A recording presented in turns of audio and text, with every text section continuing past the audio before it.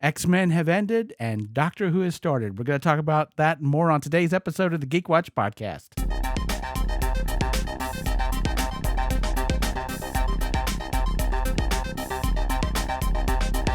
This is the Geek Watch podcast with Brian Hatcher and Mandy Petrie.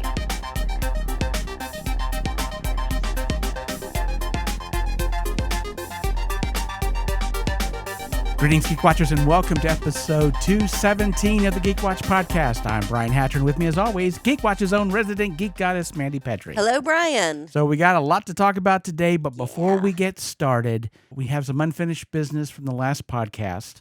We were talking about AI. Yes. And I had suggested that there were websites out there that you could just type in a prompt and it would do words and music and all of that. Yes. And you actually made some, what was it that you were talking about? A gospel song for the Flying Spaghetti Monster. Yeah. And so, especially with everything that's going on with AI now, I shouldn't really be making unsubstantiated comments, about AI being able to do words and music. And so here's something substantiated. This is from the Suno website, Praise the Noodles. Oh, flying spaghetti monster, you're divine, your noodles stretch, your sauce is so fine, with meatballs round and Parmesan so grand, you fill our hearts, we raise our hands, your marinara, it covers us all, in its warmth we'll never fall. Flying spaghetti monster, we believe you're the one who grants eternal meatballs we receive. Praise the noodles, oh, hallelujah. Praise the noodles, the deity of pasta. With each slurp we feel your love, flying spaghetti monster, we thank you from above.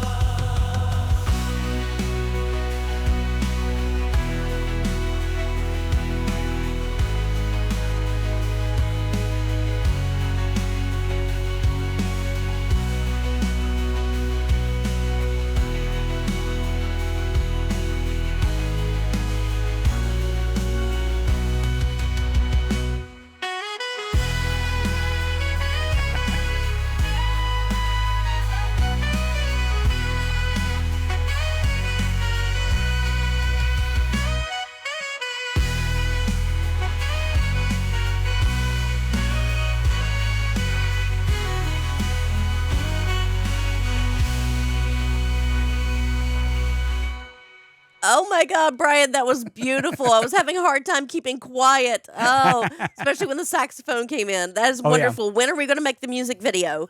That is great. Well, I do need to clarify. It wasn't like I went onto the website, typed in, do a gospel song for the Flying Spaghetti Monster, and like in about 9 seconds, it came up with lyrics, created music, and I had an MP3 in like less than 10 seconds. What happened in less than 10 seconds was it came up with 2 versions. This is the second version. Oh!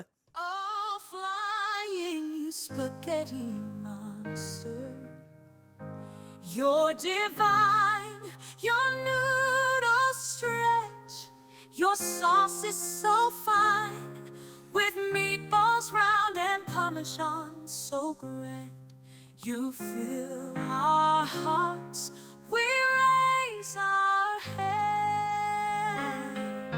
your marinara,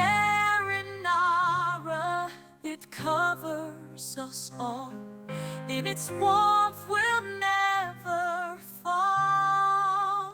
Oh, flying spaghetti monster, we believe you're the one who grants eternal meatballs we receive.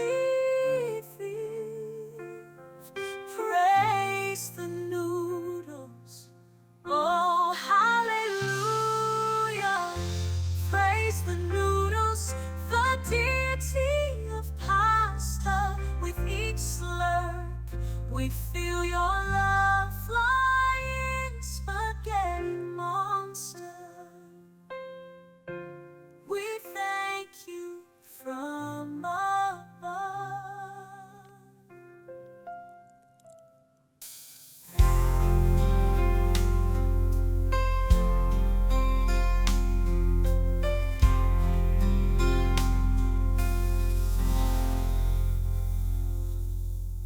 So in 9 seconds, it writes you 2 songs. Yeah, in this situation, Wow. it came up with lyrics, created the music in basically 2 different versions of the song, and it did it in about 10 seconds. Wow.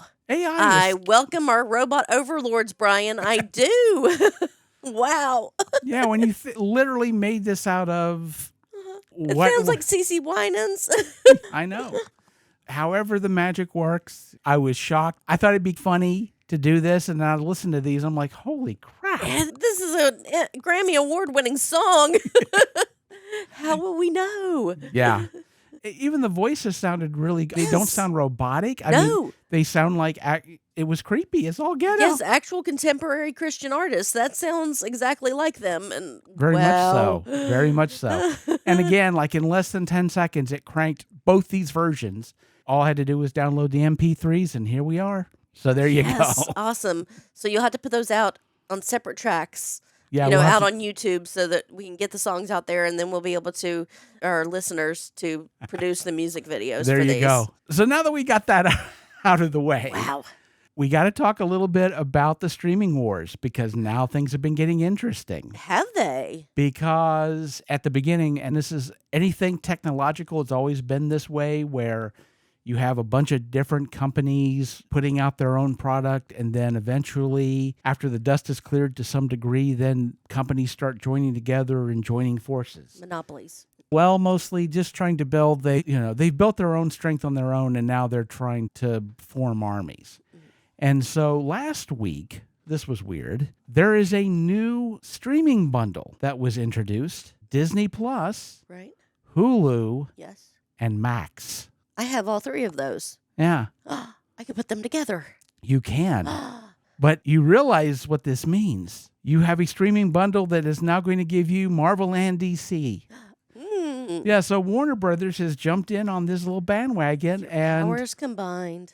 that's a strange combination. Do that as a bundle, because obviously, I mean, Hulu and Disney Plus make sense. They're the same company. But this was the first time where like an outside streaming company is being included in a bundle. And there was some talk I had heard about how some of the DCEU movies, they were going to offer them on Disney Plus. And I'm like, that doesn't make any sense. Why would they do that? Now things are starting to make more sense. Now you've got this bundle for substantially less money than buying them all separately. I thought, that's insane. I never thought I would see something like that. And then we get to this week, and another bundle has been announced. Now, this is only for Comcast customers right now. You have to have Comcast internet to get this bundle. It is Netflix, Okay. Peacock, Okay. and Apple Plus. I suspect that if it does well, they're going to look for a way to expand that deal. But now you're starting to see a lot of these big companies starting to coalesce, and they're forming. So Amazon's the only one out by itself right now. Yeah, as of right now. But if Amazon decides to become part of I would say they would probably be the keystone of a package if they could be. Yep. Tempo. Yeah, they would want to be that, because their streaming service isn't their main focus. It's just part of why they get people to buy Prime. So they may not be as quick to put together a streaming package, because it's not necessarily how they work. I can see them staying out of it for now. And Well, you can get smaller streaming services through them. Like you can use your Amazon to get Shudder. Right. Yeah. I figure that's probably the route they're going to wind up going. I don't see them in like a big major package anytime soon. But yeah, these other packages, that's strange as all get out. Yeah. But I suspected you might see something like that happen. I would have thought maybe some of the original shows from one streaming service would wind up being licensed by another streaming service, but them doing it as packaging, I think that facilitates the whole thing. And I suspect we'll see a lot more of this. And a lot of it, I'm sure, has to do with people complaining about how I was trying to cut the cord and get off a cable, and now it's costing me more with all the streaming stuff than it did before. And the one thing that streaming has always promised, Netflix from the beginning, it's like, we're going to have everything. You can stream anything you want. We realize now that's not the case, because no streaming company is going to pay for all the licenses. They're just going to cycle things out. And that's Yeah. And I really do believe, and of course, being an old guy who's really into vinyl, This is going to be a theory I'm going to lean into, but it seems to be playing out. People are really getting into physical media again because they realize that if you don't have it, you don't have it. If you want to watch a movie, you might not be able to watch it unless you've got a DVD or a Blu-ray, or there's a song you want to listen to or an album you want to listen to. Unless you own that album, you're not going to be able to listen to it. And I think we may have mentioned this before, but I own the Ghostbusters soundtrack on vinyl. If I go on Apple Music to listen to it, half the songs are missing. Really? Yeah. I didn't know that. Oh, yeah. Half the songs are gone. I can't listen to them. Oh. I own a copy of Susie and the Banshees Juju, one of their best albums. I love it. And I did listen to it sometimes on Apple Music. Can't anymore because it just disappeared. It's just gone now. It may come back, but again, that's this issue with there are so many licenses and licensing fees, they just don't keep them. It cycles through. So if you want to listen to something, when you want to listen to it, you better actually own it.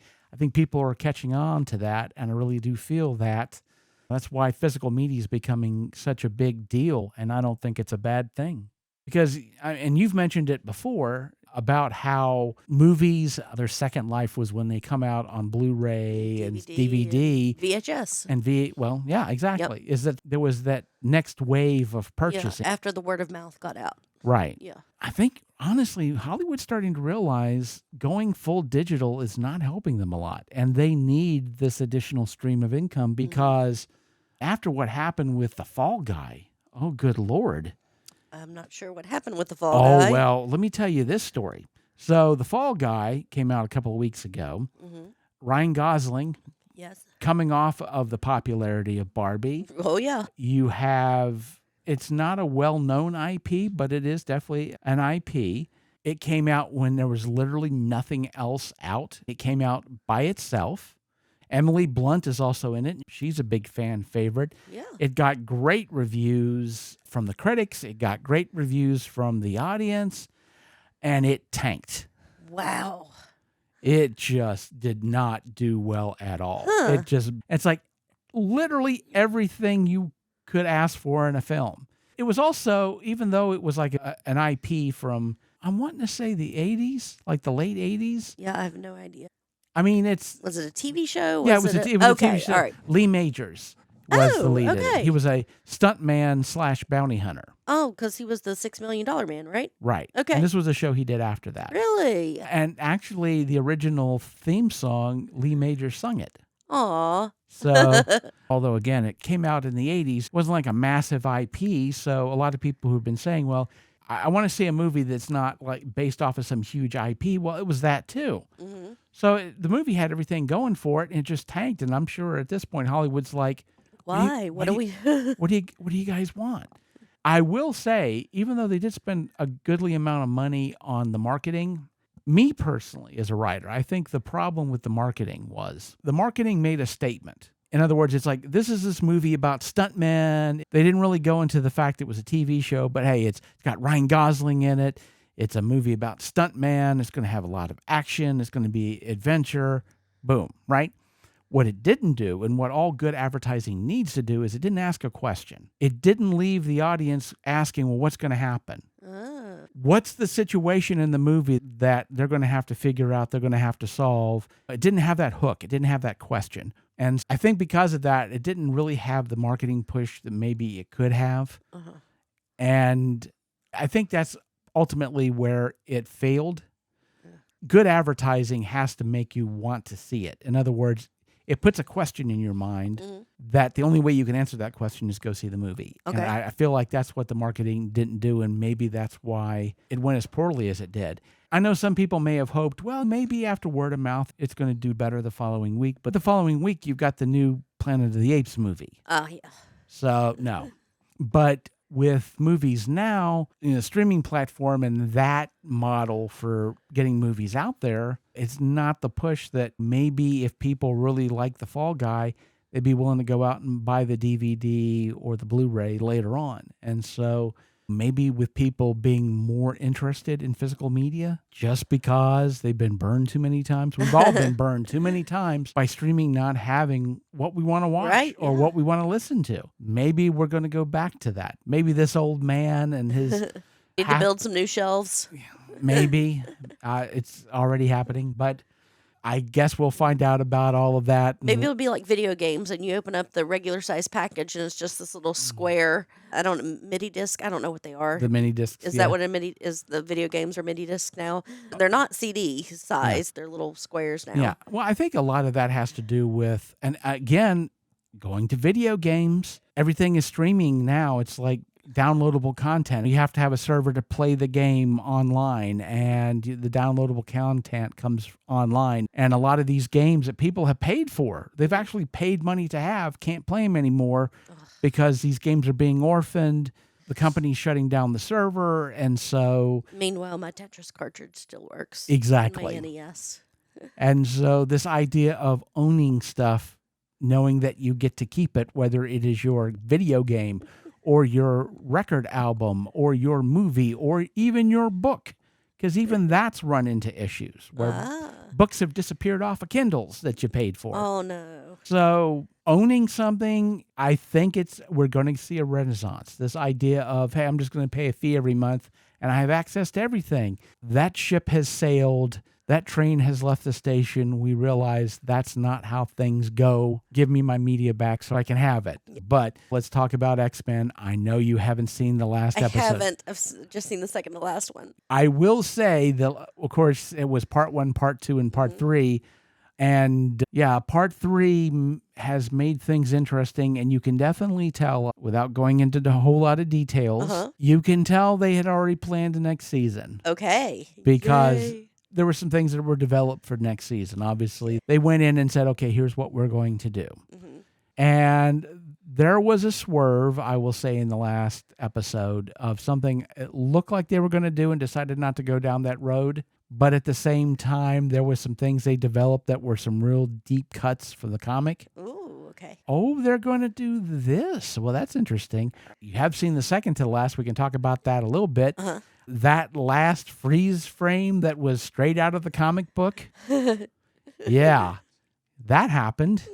Anyone who's read the comics and knows what happened to Wolverine. Yep, that was, felt it coming on and pouring from his, oh, yes, it was rough. Brutal. And they've introduced the idea of secondary mutations with Emma Frost. We may start seeing some more of that, obviously.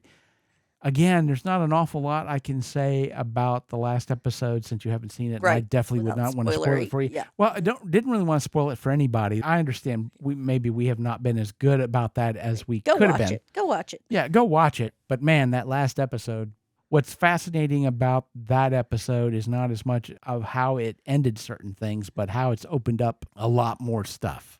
Bo DeMeo certainly got the assignment when it came to who his audience was. Yes. He knew these weren't going to be a bunch of kids watching this. It's going to be a bunch of us adults Kids who grew up. did watch it. Yeah. And so it is very much a more sophisticated show. Grew up with us. Yeah. Especially those of us who read the comics, knowing what they're planning on setting up, what they've teased already, and oh my God, are we going there? This is going to be interesting. I will say some of the heel turns from the last episode. When I saw Rogue in her old school villain costume, I was like, oh, something's about to happen. Everyone put on their old costumes. Oh, and they even made that joke, what did you expect, black leather? Oh, yeah. That was straight from the movie. Yeah, of course. where they twisted it around. Yeah, the very first movie. Oh, that was amazing. I love that. I will definitely say this. Don't turn your TV off during the credits. Oh, post-credit scene in a cartoon. Awesome. They did a post-credit scene, and it's not a huge surprise because of what came before the credits rolled. And again, I can't really say more about it without spoiling it. Okay. But they're definitely developing a particular storyline. There were definitely 2 parts of it at the ending. And then you got that third part. It's like, okay, you got the whole picture at this point. Okay. We don't even have a date for when the next X-Men's coming out. And the real stickler we're running into, Bob Iger has come out and said, we are reducing the amount of Marvel stuff we're putting out. I did, but I thought he was talking about the movies. Oh, he talked about the movies. He said 2 to maybe 3 a year, and then 2 TV shows a year. Okay. That's going to slow a bunch of stuff down. And again, I'm hearing a whole bunch of rumors. Right. Sounds like Iron Wars is going to get canceled again. I don't know if that's true or not. There's all these rumors coming out at this point. But when you have a schedule like 2, maybe 3, if they're really good movies a year, and 2 TV shows a year, is going to take a lot of time. As far as, when we're going to see stuff, we've had X-Men, and there's another announcement for Agatha, right? Which apparently Marvel has done nothing but troll the audience this entire time because they keep changing the name of the show. It is going to be released this year, and apparently it is going to be called Agatha All Along.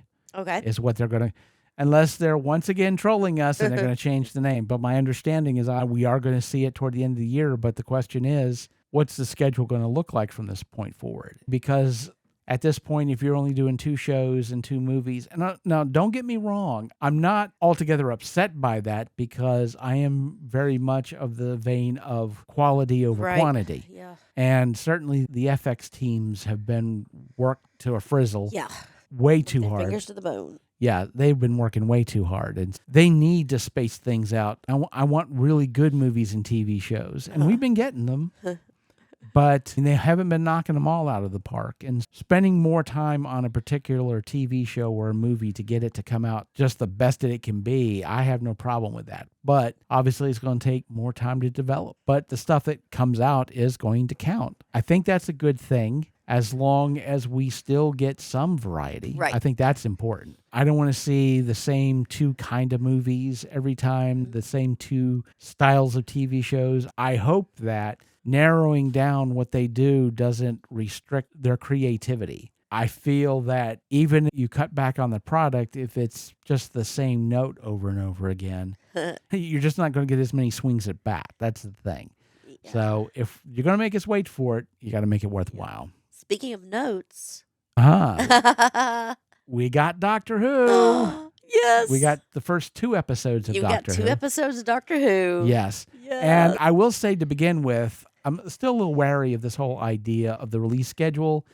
I don't see specifically how it benefits the United States, or even if it should benefit the United States, but the fact that it's on a streaming service, if they'd have released it at midnight, we'd have still seen it whenever we'd have seen it. Right, yeah. It does feel like America is the most important audience to Doctor Who right now, or at least what the producers seemingly, yeah. Yeah, which again, I don't know how I feel about that. Yeah.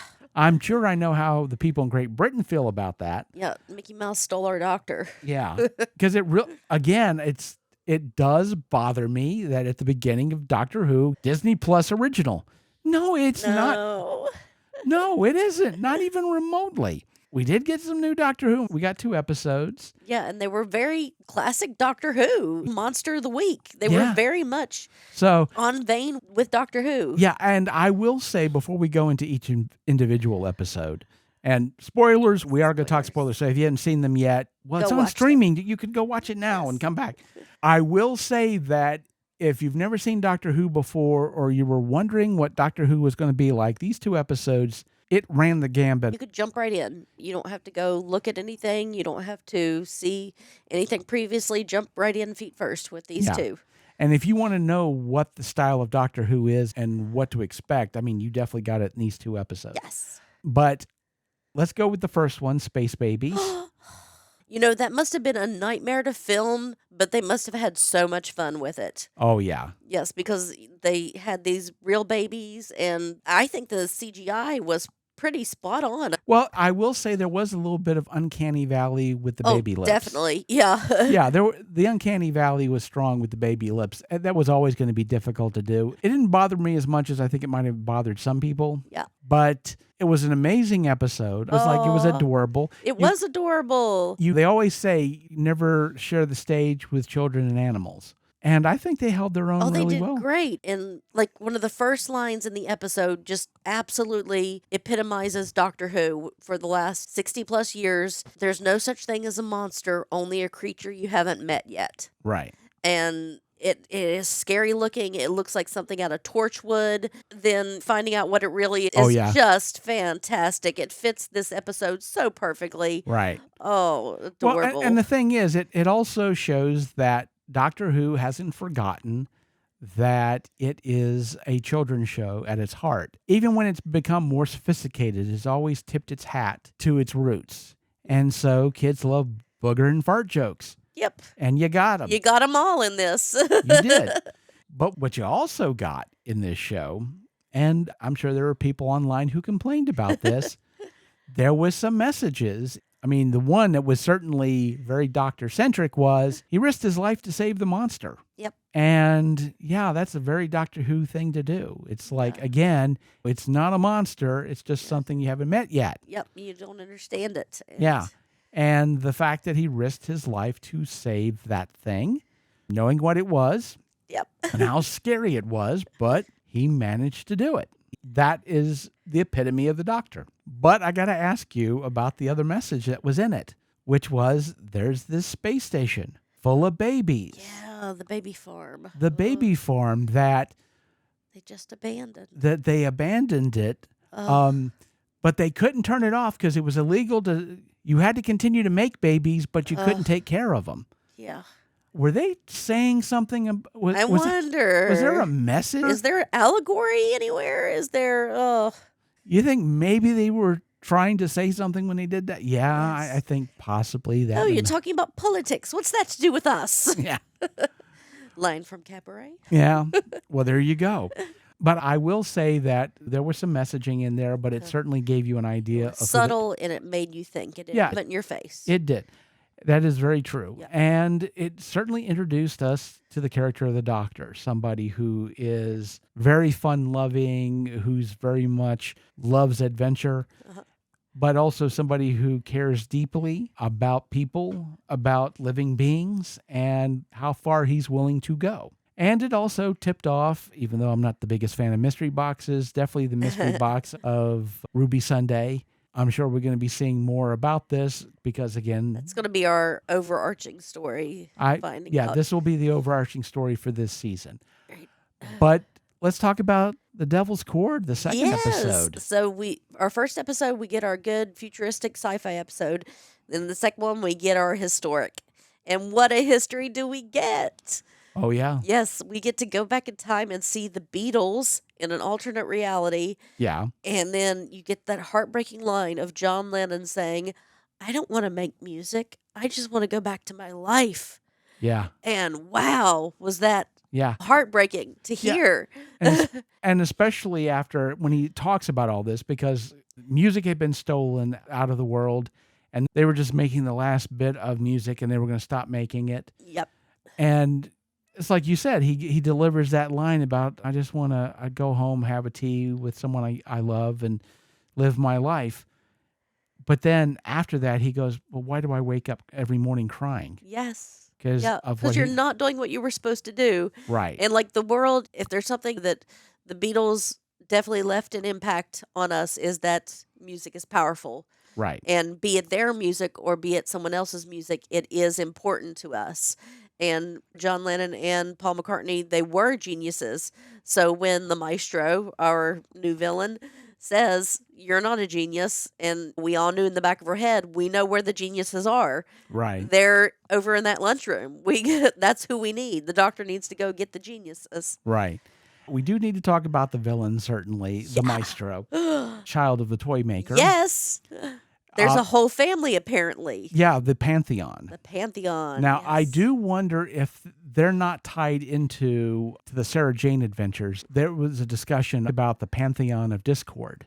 Okay. And there was a character known as the Trickster that Sarah Jane had to deal with on a couple occasions, and the Doctor as well. So I don't know if that's all part of the same thing. It's a possibility. Basically, every pantheon and every mythos has its trickster. Right. We've got Puck, we've got Coyote, we've got Cocopelli, we've got Raven, we've got all these tricksters. Yeah, the Anansi. Trickster had powers very similar to reality shifting powers. And used them to attack Sarah Jane on a couple of different occasions. Okay. I could see where the trickster would fit in with the Maestro and the toy maker. I could see where that could be a possibility. I do have some questions, not complaints, actual questions. The first one is, what's the deal with 1925? I don't know. Because the Maestro appeared in 1925. Yeah. And if you remember, the toy maker appeared in Soho to sell Stucky Bill in 1925. Aha. So it was the same year. Right. So is that going to be a tie-in? Oh, definitely. Yeah, well, you would think Yeah. so. Because it doesn't seem like that would be a coincidence necessarily. Right. But that's the danger of mystery boxes. Sometimes that kind of stuff just happens. And I have seen some people online complain about the Maestro. It's like, wow, that performance was way over the top. To which I say, tell me you've never been to a drag show without telling me you've never been to a drag show. And even look back at who played the Master after Jacoby. Sims. John Sims. He was just as flamboyant and loud and dancing Right. and everything. So this isn't new. Yeah. And that's what makes a great villain, is they're unpredictable. At any moment they could go off and be loud. And so I thoroughly enjoyed it. Yeah. You never quite knew what they were going to do. Yeah. And I've heard some people say that, that there wasn't a lot of nuance, there wasn't a lot of levels to that performance, which I can agree with that. And I can say that in some performances, I would say, yeah, that would be a knock. But I feel that the Maestro is always performing. Uh-huh. That is their mode. Yep. That's why they're always at 11. That's why they're always... They are opera. They are symphony. They are... Yeah, everything that they do is a performance. And so everything is big and out there. That is their character. And so for me, it worked for me because I could understand that type of a performance. It made sense to me. To show that the Doctor doesn't always have things under control. And makes mistakes, and there are things he doesn't know, and he has to have those humans to help him. I do like the stunt that he pulled where he did the cone of silence and how the Maestro solved that riddle and was able to break that. I thought was really interesting. They couldn't hear the sound waves, but by sticking the tuning fork in the water, they could see it. See it? Yes. And so that broke the... Right. So that was, for me, I thought that was really clever. Yes. I will say that with these two episodes, and like we said before, it does show you a lot of what to expect from Doctor Who. It ran the absolute gambit, and it did things like took care of the whole issue of, well, what happens if we step on a butterfly? Because people are going to ask. Yes, Ray Bradbury. So it solved that issue. We got this next episode coming up here very soon. Yep. Very exciting. Boom, written by the person who did your absolutely most favorite version of Dracula. Seriously. Stephen Moffat, yes. Oh, we're bringing Moffat back. Okay. We are bringing Moffat Wow. back. So Davies and Moffat working together again. It's Yes. been a while. All right, we'll see how this goes. Yeah, well... Now, there's a lot of stuff that Moffat does that I do like. I will say the best but- stuff that Moffat did, to my mind, was when he was doing those one-offs under Davies. When he took over on his own, he did some great stuff. Don't get me wrong. I but think he did Jekyll too, didn't he? Yes, he did Jekyll. So Jekyll was great. Jekyll was- and, yeah. Yeah, so... And on paper, the plot doesn't sound all that good. The Doctor shows up in a war zone, steps on a mine. yes. And so the whole show is about him dealing with this mine. If he steps off of it or moves, he's going to get blown up. Yeah. But everything I keep hearing is that this is Moffat at his best. This is going to be like Blink. This is an episode that's going to match up with Blink in its quality. Wow. And I'm like, okay, well, let's find that out. Well, I guess but like I said, on paper, it sounds like a nothing plot. If it didn't have Stephen Moffat's name on it and didn't have all this stuff that people are saying about it, it would feel to me like a filler episode. It's a filler kind of a plot. I didn't expect much out of it, but then again, all this stuff, talking about it. everybody's talking about it. And Stephen Moffat apparently is going to be doing this season's Christmas special called Joy to the World.